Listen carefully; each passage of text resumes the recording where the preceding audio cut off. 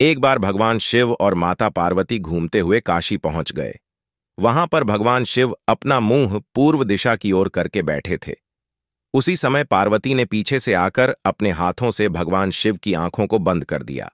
ऐसा करने पर उस पल के लिए पूरे संसार में अंधेरा छा गया। दुनिया को बचाने के लिए शिव ने अपनी तीसरी आंख खोल दी, जिससे संसार में पुनः रोशनी बहाल हो गई। लेकिन उसकी गर्मी से पार्वती को पसीना आ गया। उन पसीने की बूंदों से एक बालक प्रकट हुआ। उस बालक का मुंह बहुत बड़ा था और भंयाकर था। उस बालक को देखकर माता पार्वती ने भगवान शिव से उसकी उत्पत्ति के बारे में पूछा। भगवान शिव ने पसीने से उत्पन्न होने के कारण उसे अपना पुत्र बताया। अंधकार में उत्पन्न होने की वजह से उसका नाम अंधक रखा गया।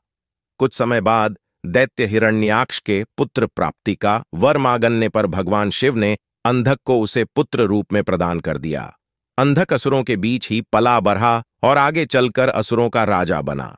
अंधक ने तपस्या करके ब्रह्मा जी से वरदान मांग लिया था कि वो तभी मरे जब वो यौन लालसा से अपनी मां की ओर देखे। अंधक ने सोचा था कि ऐसा कभी नहीं होगा, क्योंकि उसकी कोई मां नहीं है। वरदान मिलने के बाद अंधक देवताओं को परास्त करके तीनों लोकों का राजा बन गया। फिर उसे लगा कि अब उसके पास सब कुछ है, इसलिए उसे शादी कर लेनी चाहिए। उसने तय किया कि वो तीनों लोकों की सबसे सुंदर स्त्री से शादी करेगा। जब उसने पता किया तो उसे पता चला कि तीनों लोकों में पर्वतों की राजकुमारी पार्वती से सुंदर कोई नहीं है।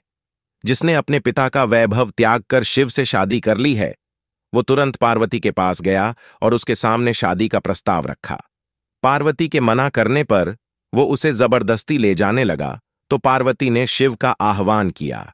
पार्वती के आह्वान पर शिव वहां उपस्थित हुए और उसने अंधक को बताया कि तुम पार्वती के ही पुत्र हो। ऐसा कहकर उन्होंने अंधक का वध कर दिया।